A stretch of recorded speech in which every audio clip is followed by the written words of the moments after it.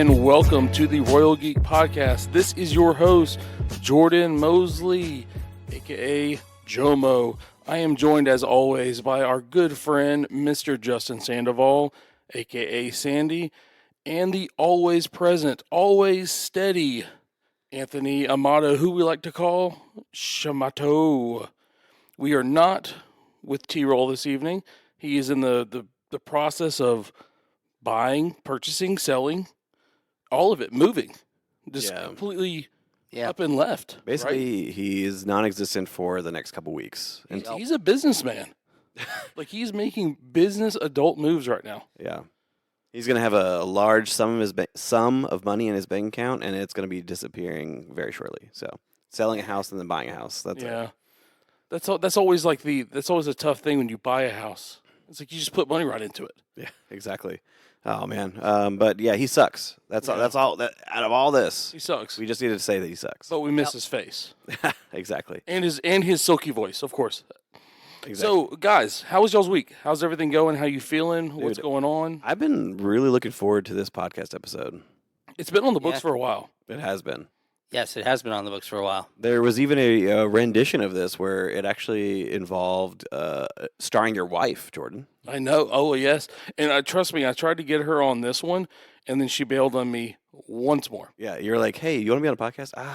About that. I gotta leave town. So to kind of set this up, to set the stage, right? First of all, I want to ask you guys, I want to ask our listeners, just close your eyes for just a second. Just for a second. So you're not in your car. You're not in the gym right now. You're not folding your dirty, I hope you're not folding dirty laundry. No, I hope not. You're not folding your laundry, right? You're standing on the wall looking north. You're loading on the Hogwarts Express. You are a howler in the battalion attacking on Mars. So tonight, guys, we're talking about audiobooks. Ooh, man. Yup.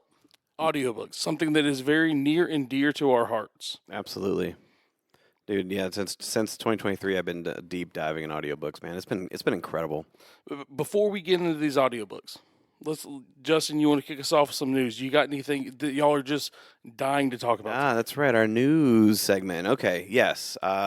Big news this week is the release of the full Toy Story 5 trailer, and it was full. It was very, very epic.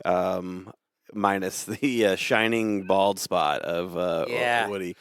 I did not see that one coming at all. I thought it was a joke, honestly. Like I saw the memes first. I had to go look. I was like, is this real? Yeah. Sadly, it was real. And also, that's great. Yeah, no, I mean, it's impressive. It also makes very little sense. Well, I mean, he keeps taking on and off his hat, so he's clearly rubbing it or something. Like, they've done studies how, like, farmers and, like, people that wear hats all the time, like, how their hair cells die. Yep, there you go. Yeah, Woody mostly wears his hat. Like, toys wear, dude. Yeah, there's some wear and tear on that noggin. Yeah, you should see some of my 90s Power Ranger toys right now, man. Like, they are chipped and, like, their heads don't flip as good as they used to. Do you think Buzz is bald under there? Like, I know in, like, the... he's wearing like, he's got the little curl on the front, right? Yeah, I mean, honestly, you would think, like, if he's the way he is, he'd probably even be more likely to be bald. If you're talking about just wearing a hat all the time, well, wearing a full-on space cover, headgear. your entire existence, I would think. He's got the skull cap. He's got the helmet. Yep, yes, exactly. Okay, Toy Story 5. I'm excited about that one. One of the things I did like in the trailers was Jesse just being in communication with Woody through the walkie-talkie. I thought that was really, really cool because last we left off in Toy Story 4, they went their own ways. And Woody it looks like in the trailer he comes back, obviously, and they go on like a little side quest. So, I'm looking forward to this. It looks really, really good. I'm excited about this. I took the over, I believe. I believe you did. I think I did. Yep. I believe you did. So we'll see how that plays out. Yeah. What else you got? The next news item is long-awaited. Nintendo Switch announced that they are bringing Pokemon Fire Red and Leaf Green to the console. So it is about time. It's going to get a little bit of a remaster, redone for obviously its Switch abilities, but I've been really looking forward to this one. And it announced that the price will be set at $19.99 each. Even better. Even that's crazy. That's even better. Yeah. Did y'all like the what was the two newer ones that they made? Arceus or yeah, and Legends EA. yeah, did you like those? Yes, they incorporated a whole new battle system Yeah. in ZA with like you can actually dodge and avoid attacks, Yeah. which has been pretty fun to play with. So definitely looking forward to see what new things they add to Fire Red and Leaf Green. But besides a graphic update, they usually do like some small little upgrade. So I'm pretty excited about that. Yeah, I mean, and that price point is honestly phenomenal. Yeah. Like, You would think they could milk a little bit more out of that, right? Oh, for sure. They could have easily dropped that at like a They $80 could drop that, yeah, like release and throw like a 30th anniversary sticker on it. And, Yeah, put a card with it or something. Like, I mean, it's honestly, yeah. easily, collectible something. Yeah. Like, I'm sure there's going to be some of those versions, but yeah, we'll see. All right, last bit of news here. This week has been pretty interesting when it comes to quote unquote ratings. We reviewed and released last week episode 1 through 4 of A Night of the Seven Kingdoms, and then episode 5 dropped, and it caused a whole lot of mess. Shamato, let the listeners know what happened. Yeah, essentially, there's like a war of fandoms at the moment. There's a breaking of factions between Breaking Bad and Game of Thrones fans, where there's been some review bombing on the Game of Thrones fans' parts to bring down the ratings of essentially the only episode that can 100% be considered perfection according to the IMDb scale, but is now no longer that high up. The episode Ozymandias, which was the only episode to ever have a 10.0 rating on IMDb, which it no longer does because aggressive, stupid fans decided to review bomb it. So you would think that there would be overlap, right? Like you would think you lot would of think the a lot of overlap, right? But I guess there's just not enough people who are cultured enough to watch both. Mm-hmm. And any of the overlap people have already rated that Ozymandias episode 10. So, like, all it takes is people who have never watched Breaking Bad but have watched Game of Thrones to just be like, nope. What did it drop to? I'm not sure what it dropped down. Maybe 9.7. Oh, wow. Okay. That's pretty significant. And that's kind of dirty. So if any of y'all did that, shame on you. For real. Shame on you. 100%. Well, shame. And honestly, we've seen, we've talked about it pretty extensively on certain of our podcasts, like the bane that is review bombing. You know, like we almost were kind of turned off, honestly, to say from watching a show like Agatha All Along because of that. That's true. There was just such a terrible review that came out. We became a little like wary about like should we watch it at all, and we would have missed out on some phenomenal content. Yeah. I think stuff like that stuff's dirty. Bush League. Yeah, that's Bush League because, and I'm sure we'll talk about it. Not tonight, but in future episodes as we finish up. This season of Night of the Seven Kingdoms. The episode that Shamato's referencing is absolutely amazing. It is. It's phenomenal. It was incredible. Yeah. So we'll get to that. So let's, as we talked about, Justin, like this is something that we've been tossing around for a long time, right? We talk about a lot of different things on this podcast. We talk about nostalgic stuff. We talk about comic book stuff. We talk about fantasy. We're all over the place. We talk hamburgers. Yeah. Literally all over the place. This is one like we've mentioned in the past, like we all enjoy audiobooks. Oh yeah. There's one of us that does not enjoy audiobooks, and that person is not here. So we figured convenience. Convenient for him. So we figured it was a perfect time to bust this one out. So let's talk through it, Justin. Like, what piqued your interest in audiobooks? How'd you get into it? Yeah, I mentioned 2023. I made a job shift to from working in and out of retail, and then went to an office job, a corporate office job, and there was a lot of downtime in front of my computer while I was working, and so I was like, "What can I do to kind of pass the time Yep. and while I'm working?" And audiobooks came to mind, and I just started with some like throwbacks from like when I was a kid, like Harry Potter and all that kind of stuff, Mhm. right? And just went from there. And dude, I'm telling you, I was never a quote unquote like reader, a book reader growing up. Yes, I was the guy who read the first three Harry Potter books, and I was like, oh wait, they're making movies, Yeah. dude. F this. Like I'm Yep. gonna watch the movies. I was that guy, and so like I was able to go back and listen to it, and like if you get a good narrator, the story just Yeah. unfolds. Man, it is incredible. It is movie slash TV level entertainment, and you get really hooked. And there's some books that we're going to talk about tonight where I was all over the emotional spectrum. Yep. Yeah, Shamato. For me, I was always like aware of audiobooks for probably for most of the last like 15, 20 years, but it wasn't until I found a couple of like free audiobook apps that really like opened up that world to me. Give It him a made plug. Give him a shameless plug here. they're free, so I'll throw it out there.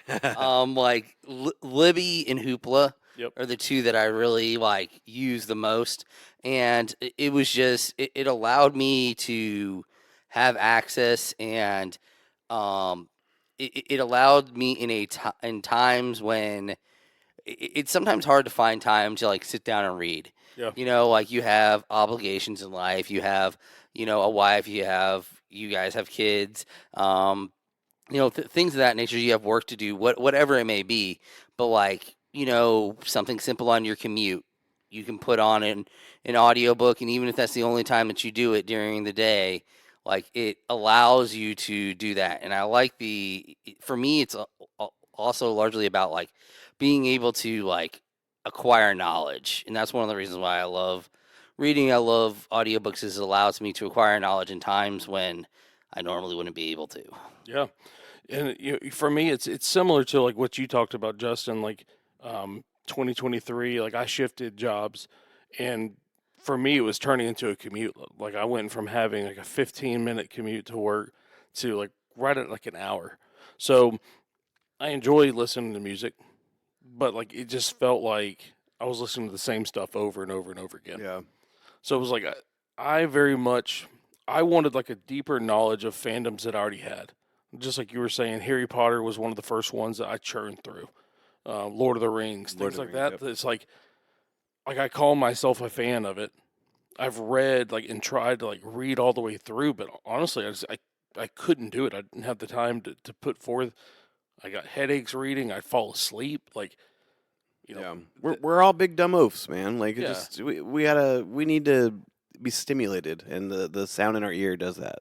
Yeah, and for me, like that's what my commutes turned into. It was very much like I'd just text the wife, be like, "Hey, headed home." She knew like this is the time to decompress, get right before I get in the house before the crazy starts back up. Yeah. So yeah, audiobooks were kind of that escape for me.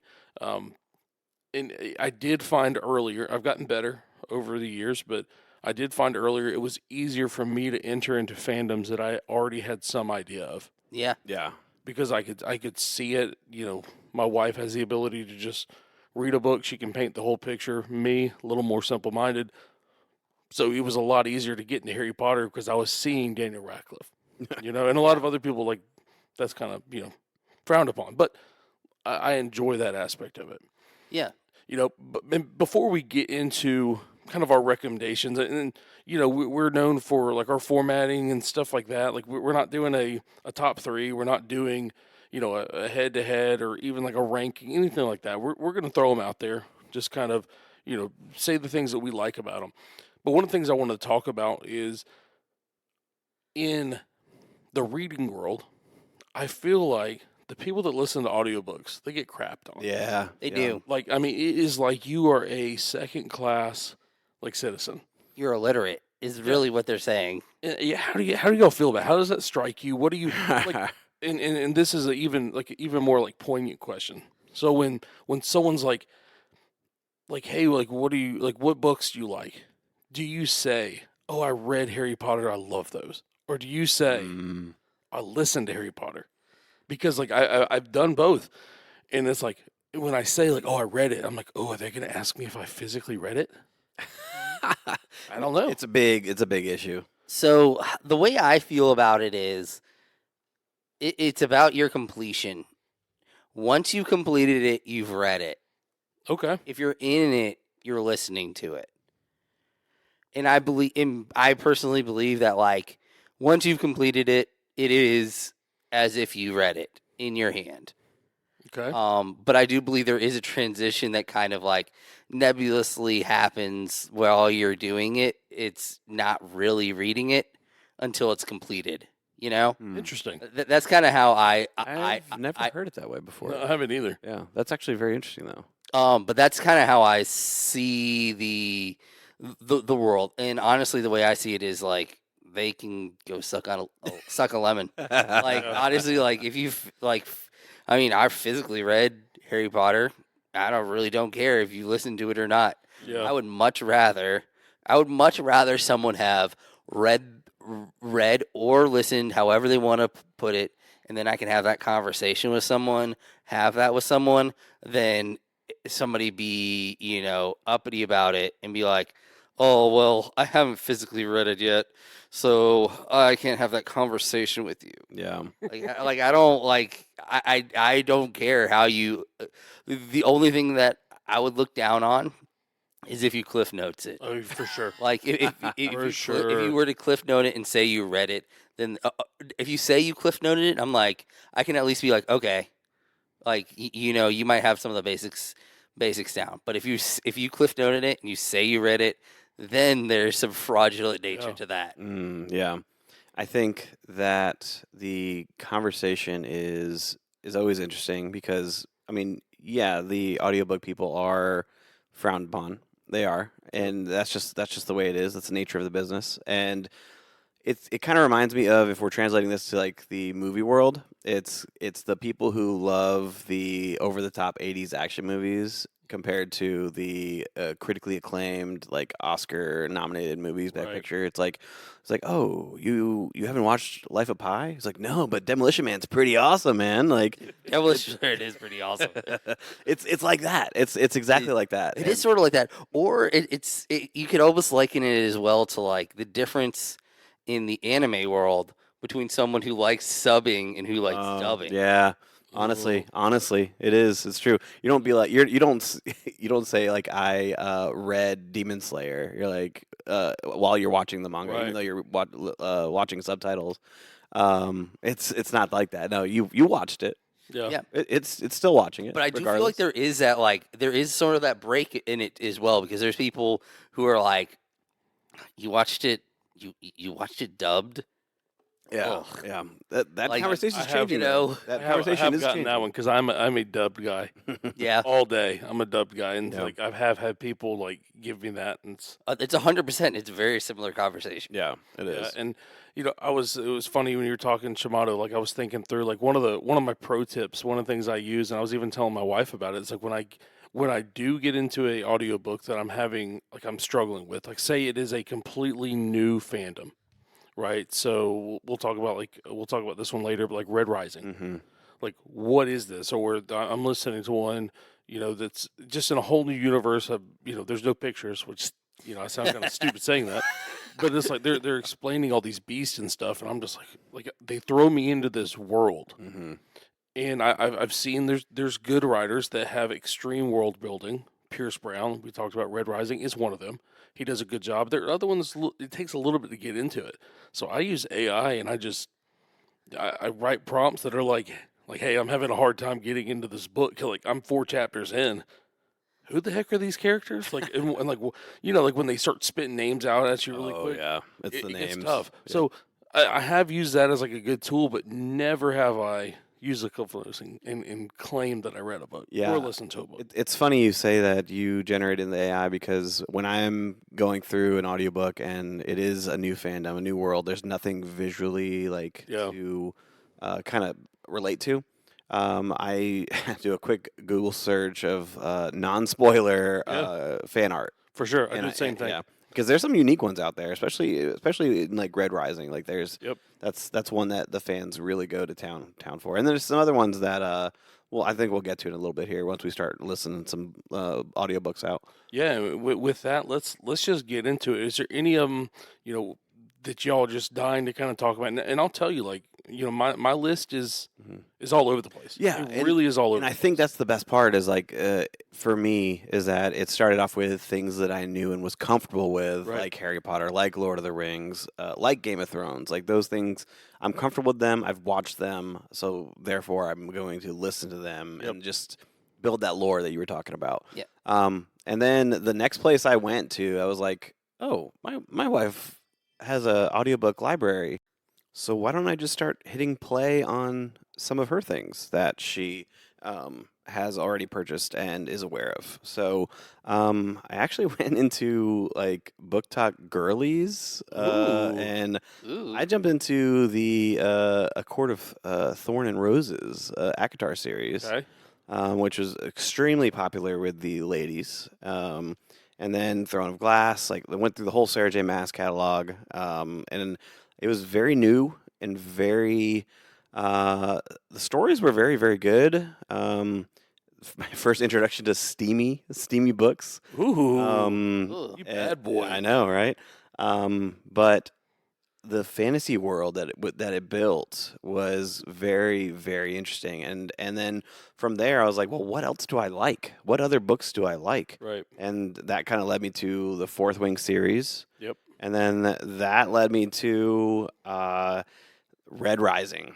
Ooh. And this is kind of the shifting point in my life is the Red Rising series because I knew what books and audiobooks could be. Yep. And it was enlightening. And it opened up the world of Brandon Sanderson to me. And from there, it was just incredible. Yeah, with Red Rising, that was one you turned me on to it. You told me about it. Did. You're like, this is it. And so, like, I'd never heard of it before. Never heard of Pierce Brown. This is his only books, right? Like, it's the only series he's done.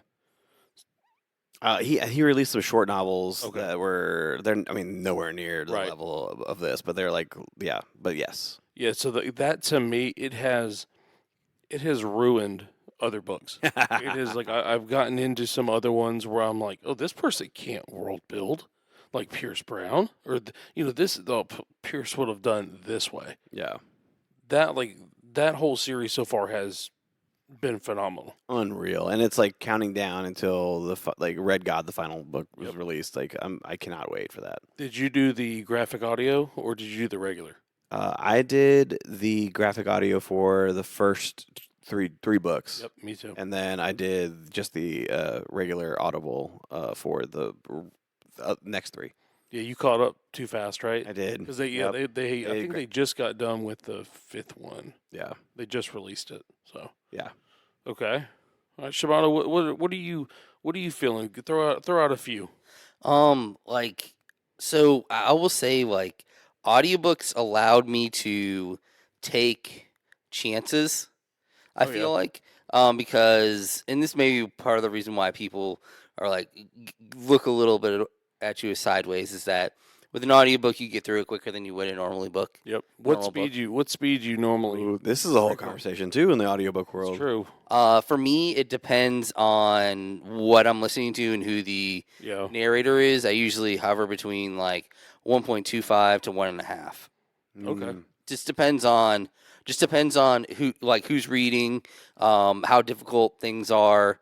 I read a book about like a bunch of it was all about samurai culture, and so like that's the only book like maybe the last 2 or 3 years that I've listened to at just straight speed, Yeah. just because like all the names and the terminology was in Japanese, and I was just like, I need this to be like It's simple. slower. Simple. Yes, simple I need life. this to be simple. My brain is not ready for this. But it allows me to take chances on books that maybe I wouldn't have done otherwise. And one thing I've really loved is being able to read classics. There's a lot of classics that I've been able to read, and just like go through them. Some of the things that are like the basis for a lot of the things that we like watch and consume nowadays are based out of these stories, or at least had like strong influences, which was a lot of fun to like be able to see where these things came from. I'm very much about like how things are built and how they are. Mhm. I haven't gotten as deep into the fantasy worlds as you guys have with I'm still waiting. I'm literally on the wait list for Red Rising, and I'm just waiting for it to like hit into my audiobook loans instead of Right. just being in my holds. So, but that is a book that I'm looking into. But the Fourth Wing series, phenomenal. Went all the way through that. Legitimately, it was the Onyx Storm was the first audiobook I ever actually was like, I'm gonna use real people money to buy. Like, Not gonna wait on that one. yeah, I didn't wait. Yeah. But because everything else, I've just been like, just I'm just gonna wait till things are free. But it's been really fun, just like being able to watch, like read classics, and I can get into a lot of the history books that I love, or like just picking out parts of history that I really love, and just being able to like I was finally able to get through like Lord of the Rings. Like I'd never really been able to like do Lord of the Rings. They're hefty books. They are hefty books, Yeah. and like it was awesome being able to go through that series, and a whole bunch of other like really good series that I just never really had a chance to do. Like reading Ready Player One, I never had a chance to actually get through that book, and I was able to do that one, and that one's a pretty you know, pretty awesome, sci-fi nerdy type book that really fits into my alley, but I just never really took the time to read. Yeah. Right. And on talk about like the historical ones, or I guess kind of the traditional novels and stuff. Like one of them for me was like the Tom Sawyer books. Oh yeah, Like because and this is what made me bring that up is like there's the narrators do make it like everything, right? So like those are done by like Nick Offerman. So that's awesome. what's really cool is like you're getting like Hollywood actors with like iconic voices. Mm. Like Nick Offerman, you get Andy Serkis for Lord Andy of the Rings. Serkis. Yeah. I was gonna say like Andy Serkis. He makes the Lord of the Rings trilogy. He does. Yeah. I think he just did the Hobbit as well. Silmarillion. He does. That one's still a little bit tougher. Like it's dense, Dude, but he makes it better. Rosario Dawson. She's doing. She did Andy Weir's. Oh shoot, what was it? What was it? Martian. Artemis. Artemis? Artemis. Yes. Mm-hmm. What's Oh dang! What's the guy? Sorry, I'm not as good with actors' names as you are, so this is sad. The coach from Remember the Titans. Denzel Denzel Washington. Oh yeah. Denzel. I Only the one of the other Like guy. greatest top five. actors The of all other- time. The other guy. The other guy. Oh, the other defensive coach. Yeah. Okay, I don't know his name. I don't remember his name. Dang it. Yeah. But I know you're talking about. I've listened to multiple that he's done, and Uh, they've been great. Just because he's got like that kind of cool voice. Yeah, but I think you're right. Narrator does play a role in in the enjoyment of the books for sure. The speed. I am majority of the time 1.5 guy. Yeah. But there are some books where the narrator is just so A lot of British, like, a lot of slow. British narrators. They're slower paced. Yeah, and I'm doing 1.75. Yeah. Yeah. It's you have to. You have to. I live in like the 1.55 to 1.65 range, Mm. and then like if there's still like longer, exaggerated breaths, I'm like, oh no, no, Not happening. Nope. That's like a 1.85. Yeah. I'm trying to remember. There was a book that the narrator was so slow. What was it? I think it was. Oh, it was a crime thriller, and it was The Last Party is what it was called. And I know exactly what you're talking about. she was just so slow that I actually had to up that to 2. I was 2 in that thing, man. It went from like an 18-hour read, dude, all all the way down. It was so good. It was so great. But yeah, that was one. That actor, Will Patton. Will Patton. Okay. Will Patton. He's got that smooth voice, Yeah. kind of gravelly. So yeah, for me, I love books that have like the narrators do make it. I love like Nick Offerman's, Andy Serkis's. I also love when the authors read it. Like I think Yeah. that's cool because they have, depending on the book, they have a lot deeper context of the book. So like one of my top ones is Green Lights by Matthew McConaughey. Just phenomenal. It's one of the only audiobooks that I've listened to multiple times. Nice. And I'm like, I've listened to it like 2.5 times just because it's captivating. He obviously he knows the material. He wrote the material. It's about him. Mm. So like I really enjoy getting like the author's take on stuff, and even ones that like aren't even like well known actors. You Yeah. know, like or well known authors. Like it's just sometimes you can just tell. Yeah, like especially if it's like somebody's like autobiography too, or like something along those lines. So it's always interesting hearing them, um, talk about their lives. Like Jeanette McCurdy did a good job of like doing her own audiobook. Yep. It was some of the parts were tough to listen to. Oh but yeah. like it was her real experience. Like it was everything that she went through. Yep. So that was very interesting. So it's definitely really cool when you get somebody who's like just really passionate about what they're doing. I read one of Nick Offerman's books, and he was the narrator of it as well. Yep. So that was really cool. Yeah. I liked Nick Offerman's book, like his reading and like his mannerisms and all that. They also taught me that I don't like Nick Offerman. Yeah. It surprised me. I was really surprised. I do not like him anymore. Nice. I won't go into reasons, but it was just like I was like, oh, this is not the book I thought it was. Yeah. But it sounded awesome, and it was actually like Yeah. it was great storytelling. Yeah, I don't think I have utilized audiobooks to educate or enlighten me. Like I haven't done any like documentaries or better help books or that kind Yeah. of thing.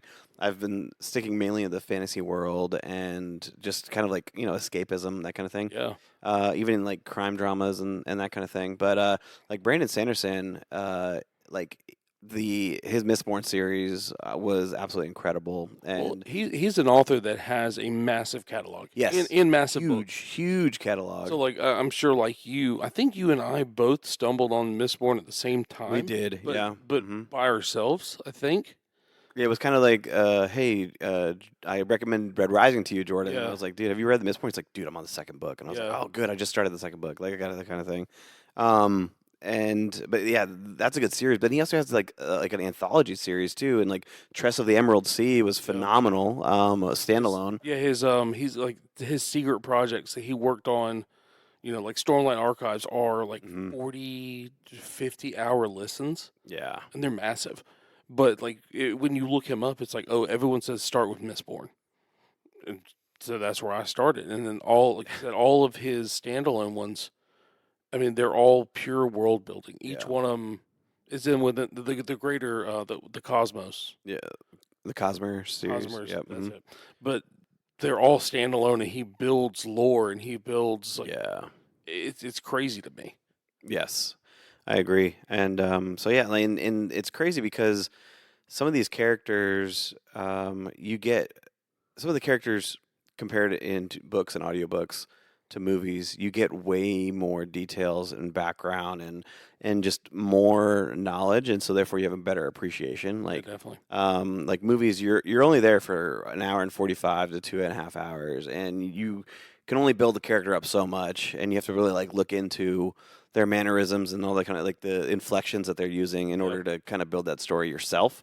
But in audiobooks, you get a full graphic, detailed background, and Yeah. like one of the best, well written, like female characters that I have ever come across in my entire listening is from the Throne of Glass series, and main character, Selena Sardofian, like she is absolutely incredible. Aylin, she like everything she did, like she was a badass. She was absolutely like she was intelligent. She knew exactly what she was doing. And I was like, I don't think I've seen or read a female character this strong and powerful before, and it was just eye opening. Yeah, I think I won't go into the full context, but I think I sent you a text one time, like how I fell in love with Mustang Oh from yes, Red Red Rising, Rising. Yep. just based off of the voice actress. It's like she does like has such a unique voice, brings such a a deeper level to that character. Yeah. For me, like I've dabbled in all sorts of different like audiobooks. Like I kind of have to jump all over the place, like, or else keep forgetting. Oh, that was a whole lot like the last book I read or the last one, and so I have to like I'll usually go like fantasy book, and like thriller, and then like a self help or something like that, It's a or palate cleanse. yeah, yeah, the little palate cleansers, and some of those like for me like I'm really like all over the place, but like there's one called The Optimist and The Believer. It's a He's his name's David Coggins, not David Goggins. David Coggins. He's a writer for like magazines, newspapers about fly fishing, and it's just stories of him fly fishing all over the world, and he does such a great job of like Making it captivating. yeah, like I mean it doesn't sound like it would be, and for probably most people it isn't. But like that one, or there's one by Phil Knight called Shoe Dog. You know, founder of Nike. Had no idea his story. I know they've made multiple movies about him now, Yeah. but like I didn't know anything about him. And Yeah. it was a very well written book. He did it obviously about himself. So like things like that have really kept me, I guess, grounded. And I will plug like one like self help one. It's called Upstream by a guy named Dan Heath.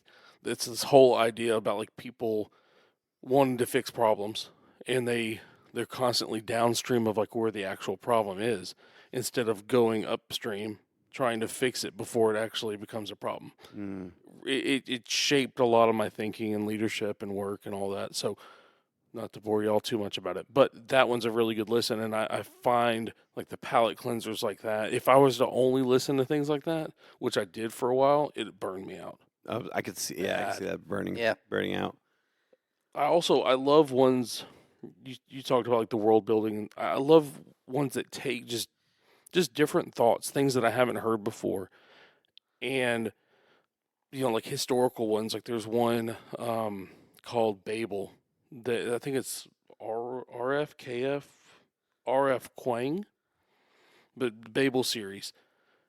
It's awesome. Shimano, I think you would really like it. But Yeah. it's got a lot of it's academia. It's got people that are. It's got a little bit of like mystic stuff in it, but it's mostly like linguistics and how like using words and stringing different languages together. How people build spells out of them. They have like a whole school in Oxford that's Hmm. to do that. And I thought that was the first one I read like that. It was like historical, but like not real history. Yeah. It's literal historical fiction. Yep. Like instead of like the traditional definition of historical fiction. Which I love the traditional version of historical fiction assume. as well. But like like and like I said, like I love getting into like I would have never had the opportunity to read like Frankenstein or really even had the drive to like go for like Frankenstein or like Dr. Jekyll and Mr. Hyde or the Invisible Man, or things like that. Just like I would have never really taken the time to read any of those books. I don't think if I didn't actually, have access to these audiobooks, Yeah. There was one author I always wanted to get into, but I could never read. But it was Stephen King, because obviously I've seen a lot of his stuff. Right. I would never have read one of his books, but I've gone through multiple. One of my favorite ones is Fairy Tale. I believe they're making a show out of it, but it is, I mean, just elite. Yeah. His storytelling, but he's got. I didn't realize. I thought he was just a horror writer, but like he has so many good, like crime thrillers and things like that. Dramas, yeah. Yeah, I mean a lot of them. The one he did about JFK, it's 11/22/63. Yep, There you go. that one's great. I just did that one just a few months ago. So, kind of wrapping up this segment of it, like if you could recommend one audiobook for people to go, Well, what would it be? Just one, not one series, one. I think it's I don't know. I feel like should be unanimous for anybody and everybody out there because the narrator is incredible. The story is phenomenal, and I would have to say for me, it's Project Hail Mary. That would have been mine as well. And honestly, like when you're talking about the audiobook world, like the difference that the narrator makes between that and what I would believe the written book would be is insane. Yeah, Absolutely insane. I will say that my wife, her book club, they're doing Project Hail Mary right now, Ooh, and she keeps telling me, she's like, I'm struggling through it. And I was like, are you reading it or are you listening to it? Like, she's like, well, I'm doing both. It's like, no, just listen. just listen because there's so much math. Mm-hmm. It's actually like the math actually maths. So like, Yeah. it's impressive. It's like I couldn't sit there and read those numbers and read, some of the voices. Like it would not have popped for me. The crazy thing about that is the narrator is Ray Porter narrator, and if you listen to the audiobook on one, it is a fantastic audiobook. But everybody you talk to who has done this book and who is full on nerds about the book and everything, they say if you listen to it on 1.5 speed, it fully brings out the personality of Ryland. Like it's that like you need to listen to it on 1.5. I could see it being like it creates like a franticness in his mind a little bit, which would lend to like how someone would work when they're like kind of Like backs against the wall. their backs against the wall, but also like they're maybe losing their mind just a little bit.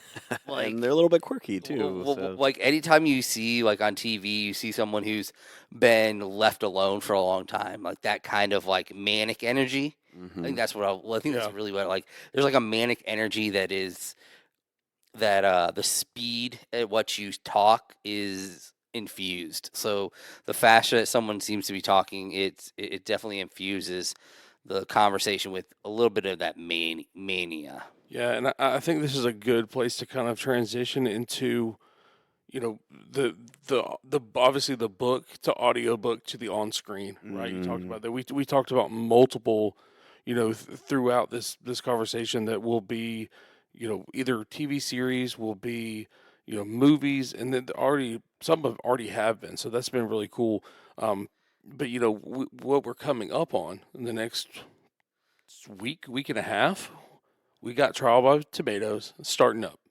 So we've got our first official movie that we're going to be getting the over-under on. It's going to be Hoppers coming out the 6th. Yep, March 6th. Okay, so the first one we're going to be doing. So we're starting to build, right? We've got Hoppers, and then it really kind of, you start seeing the floodgates open up as we get into movie season. Yeah. So, like, I'm excited about that.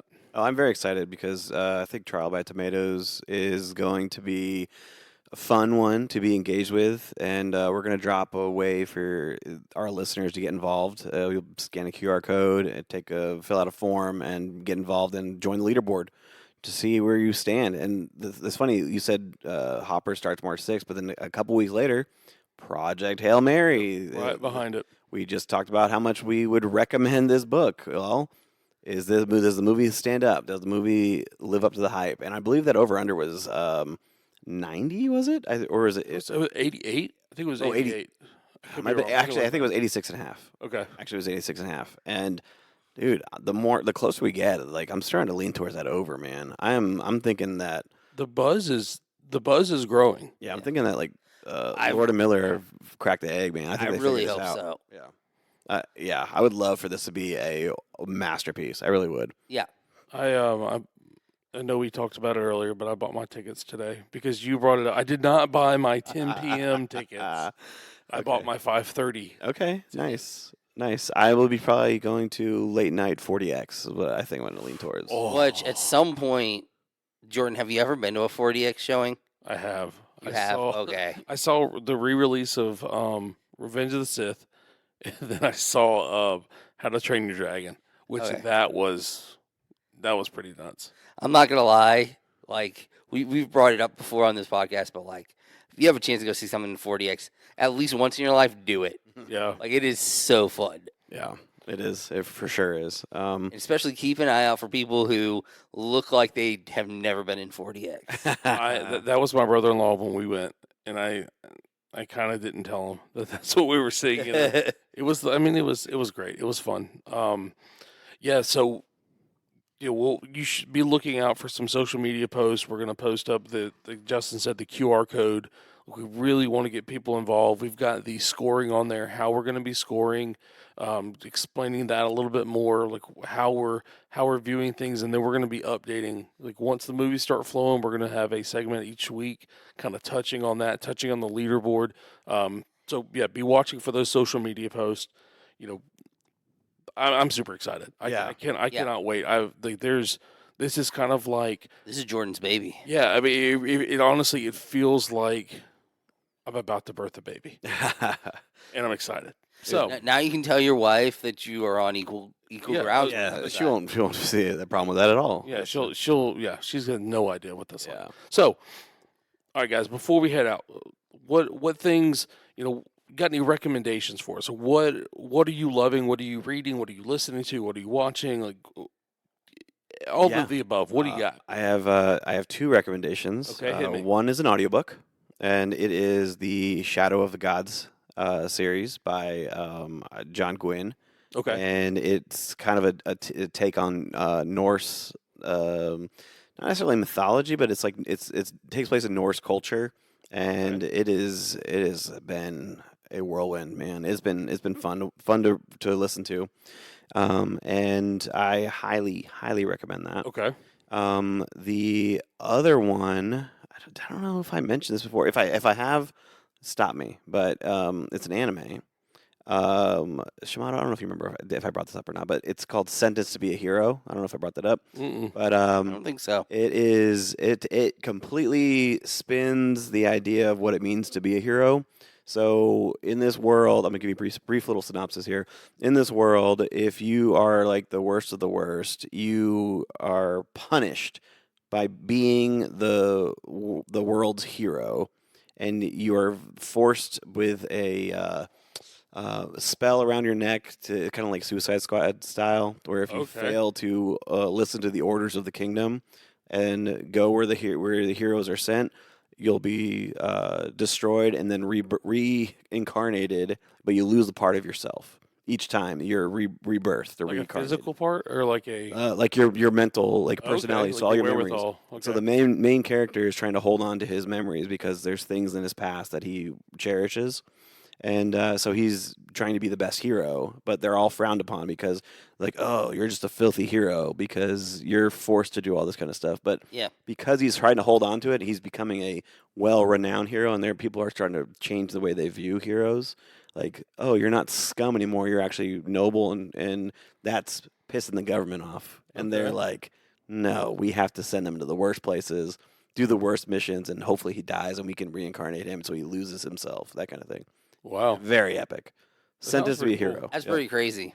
There's one as you were talking about that. There's a audiobook I listened to called Chain Gang All Stars. Whoa. It was like the same kind of thing where like people are working off like prison sentences and they're like forced to fight. It was pretty cool. That's what it sounded like to me. This Nice. is a movie gamer. Yeah, exactly. That was the other one. I Oh, couldn't yeah. think of the name. That's Was right. that Gerard Butler? Yes. Okay. It's nice. All right, Shimano, what you 100%. got? I mean, the only thing that I got would be I just saw that there was like an interesting movie that was coming out soon that it involves one of our kind of like fan favorites at the moment, Glenn Powell. Ah, yes. yeah. He has a new movie coming out. It's actually out right now. It's called How to Make a Killing, and it's all about a guy who's like essentially there's 7 people in his way between him and like I believe it's like $78 million worth of 28 billion.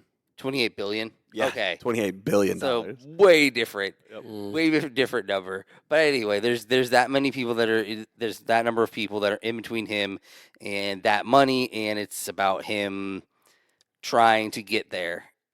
And it just seems like an interesting story, and it kind of seems like you're going to be rooting for essentially a serial killer, So it's Yeah. going to be quite interesting. Yeah, I was supposed to see that last night actually, but the kids did not go to bed like they were supposed to, so I was not able to go. Yeah, you should have just taken the kids with you. Oh yeah, That's true. Yeah. So for me, That way they know like what will happen when you're about to hand down your inheritance. Oh god, Like, yeah. Be ready. so for me, there's a few different ones. So first would be the movie Send Help, Rachel McAdams. I saw that last Sunday. It was very good. Loved it. Second one would be on Netflix, the His and Hers. Ooh, yeah. Yeah. That was really I think good. I think that was a suggestion actually a couple weeks ago. I think that was when you first brought news back. So Yeah. Yeah, so that one solid. Yeah.